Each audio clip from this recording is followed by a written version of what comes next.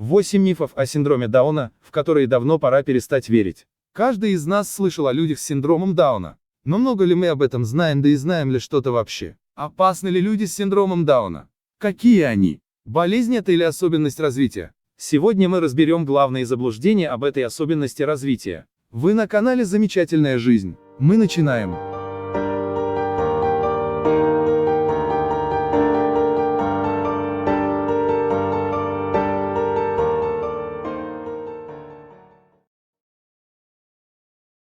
Миф номер 1. Синдром Дауна – это болезнь, которую нужно лечить. Синдром Дауна – это не болезнь, а особенность развития человека, которая связана с набором хромосом, с которым человек рождается и живет всю свою жизнь.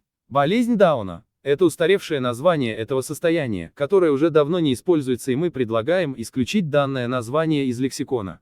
Наши хромосомы во многом определяют то, как выглядит и функционирует наше тело. Как правило, ребенок рождается с 46 хромосомами, а вот дети с синдромом Дауна имеют дополнительную копию 21 хромосомы. Именно она особым образом влияет на то, как развивается тело и мозг ребенка. К примеру, у детей с синдромом Дауна чаще встречаются снижение зрения или слуха, пороки сердца, гипотиреоз и некоторые заболевания крови. И именно поэтому необходимо, чтобы ребенка с рождения наблюдали компетентные врачи. По последним данным Центра по контролю и профилактике заболеваний США, синдром Дауна встречается у 1 из 700 детей. У врачей существует даже отдельная специализация, а для педиатров и терапевтов, которые работают с детьми и взрослыми с синдромом Дауна, существуют специальные рекомендации. Миф 2. Дети с синдромом Дауна обычно рождаются в неблагополучных семьях. Это неправда. Скажем сразу, что ребенок с синдромом Дауна может родиться в любой семье. Исследования показывают, что вероятность рождения ребенка с этой особенностью несколько повышается у матерей старше 35 лет. Однако почти 80% детей с синдромом Дауна рождены у мам младше этого возраста. Объясняется это просто потому, что молодые женщины чаще рожают. На данный момент точные причины возникновения синдрома Дауна неизвестны. Многочисленные исследования не находят связи между ним и воздействием окружающих факторов, например, социально-экономическим статусом семьи или, к примеру, материнским злоупотреблением алкоголем во время беременности. Третий миф. Люди с синдромом Дауна всегда веселые и общительные. Люди с синдромом Дауна такие же, как и остальные. Они очень разные. Одним нравится рисовать, другим петь, кого-то привлекает природа, а кого-то машины. Общение и социальная жизнь важны для всех, и люди с синдромом Дауна тоже не исключение. И, конечно же, им свойственны те же самые эмоции, что и всем остальным. Они также могут обижаться, грустить и расстраиваться. Иногда люди с нарушениями, включая обладателей синдрома Дауна, даже более уязвимы, чем другие. Так, например, исследования показывают, что депрессия встречается у подростков с синдромом Дауна чаще, чем у их типично развивающихся сверстников. И это учитывает то, что депрессия подростков – явление достаточно частое. Четвертый миф. Ребенок с синдромом Дауна всегда обуза для семьи. Существует большое множество счастливых родителей, воспитывающих детей с синдромом Дауна. Для них это в первую очередь любимый сын или дочка. Интересно, что количество разводов в семьях, воспитывающих такого ребенка, ниже среднего по популяции. В наше время еще не существует лекарств, улучшающих развитие, но есть успешные методы обучения новым навыкам и эффективные программы поддержки для семей. При всем при этом стоит отдельно отметить, что многие трудности для семей создает само общество. Многие просто не готовы принимать людей с особенностями развития и оказывать услуги, соответствующие их потребностям. Но времена меняются, и позитивные сдвиги все-таки есть. Миф под номером 5. Ребенок с синдромом Дауна не сможет стать продуктивным членом общества. Это очередное заблуждение, которое не подтверждается практикой. Любящая семья и инклюзивное общество, общаться и учиться новому, возможность иметь друзей, заниматься любимыми делами и делать выбор повышает самооценку и шансы на успех у любого человека. Люди с синдромом Дауна также могут жить полноценной и продуктивной жизнью. По данным Global Down Syndrome Foundation, при адекватной поддержке и возможности жить в семье средняя продолжительность жизни человека с синдромом Дауна превышает 60 лет. Их средний IQ вырос на 20 пунктов по сравнению с данными 80-х годов. В наше время все больше людей с синдромом Дауна оканчивают среднюю школу, некоторые учатся в университетах, многие создают семьи и устраиваются на работу. Первым в России официально трудоустроенным человеком с синдромом Дауна стала Мария Нефедова. Она работает помощником педагога в благотворительном фонде Даунсайт, а в свободное время играет на флейте. Это говорит нам о том, что люди с синдромом Дауна могут вести полноценную жизнь. Или вот еще замечательный пример. Никита Паничев – единственный в России повар с синдромом Дауна. Он работает в одной из московских кофеен, а также занимается в театре «Открытое искусство». Он концертмейстер и играет на гитаре и рояле.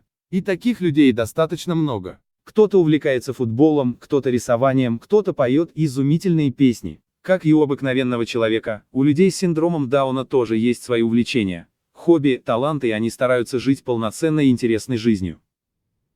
Миф 6.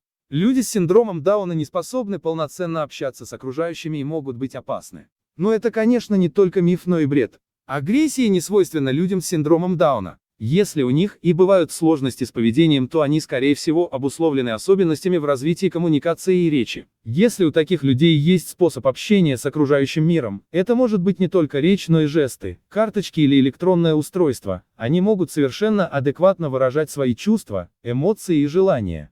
У детей с синдромом Дауна овладение рецептивным языком, умением понимать сказанное, и речью, способностью произносить слова, происходит неравномерно, и это связано с анатомическими особенностями человека. Анатомические особенности строения речевого аппарата и сниженный мышечный тонус действительно затрудняют развитие речи, но это вовсе не означает, что ребенок не понимает сказанного или ему нечего сказать в ответ. Он все понимает, и сказать ему тоже есть что, нужно просто уметь слушать. Если ребенок пока не может выразить свои желания или протест словами, он может толкаться, кричать или топать ногами. Это просто способ привлечения внимания. Чтобы скорректировать нежелательное поведение ребенка, нужно просто обучать его приемлемым способам коммуникации. Последовательность и четкие ожидания и подкрепление позитивного поведения очень хорошо помогают детям с синдромом Дауна развивать социальные навыки и вести себя так же, как и другие дети. Исследования показывают, что использование жестов, карточек или электронных устройств для общения способствует развитию речи и помогает детям с синдромом Дауна усвоить социально приемлемое поведение. В таких условиях, конечно же, человек становится более социально приспособленным. Миф 7. Типично развивающимся детям не стоит общаться с детьми с синдромом Дауна. По сути, большинство детей с синдромом Дауна ведут себя так же, как и их сверстники. К тому же главный механизм обучения новым навыкам и моделям поведения – это реакции окружающих. Дети учатся всему тому, что подкрепляет окружающая среда. Если вы хотите, чтобы ребенок вел себя определенным образом, подкрепляйте его хорошее поведение вниманием и похвалой. Это позитивная мотивация, огромный и важный раздел в психологии. Он полезен не только людям с синдромом Дауна, но и нам, обыкновенным людям. Ребенок с синдромом Дауна может успешно общаться и заводить друзей. С самого раннего детства для него важно находиться в окружении сверстников, ведь очень трудно приобрести социальные навыки, когда рядом нет других людей. Тут ситуация такая же, как и у ребенка с обыкновенным развитием, ведь только общество делает из нас людей. В свою очередь, научные данные подтверждают, что инклюзивное образование положительно влияет как на детей с синдромом Дауна, так и на их типично развивающихся одноклассников. Это простое, но очень важное для понимания явление. Миф 8. Детям с синдромом Дауна лучше находиться в специализированных учреждениях, где есть обученные специалисты и медицинский уход. Тут ситуация складывается абсолютно так же, как и с любым другим человеком. Жизнь взаперти с какими-то ограничениями ни для кого не проходит бесследно. Проживание в закрытом учреждении, в интернате или детском доме, наносит серьезный вред развитию любого ребенка. А дети с синдромом Дауна и другими нарушениями развития даже более уязвимы к этому негативному влиянию, чем другие. Семья критически важна для формирования полноценной и продуктивной личности каждого человека, и ее важность и целесообразность недооценивать нельзя. Помещение в психоневрологический интернат или дом ребенка негативно сказывается на когнитивном и физическом развитии детей с синдромом Дауна. К таким выводам пришли Чарльз Нельсон, Нейтан Фокс и Чарльз Зин. Ученые 12 лет наблюдали за детьми в социальных учреждениях Румынии.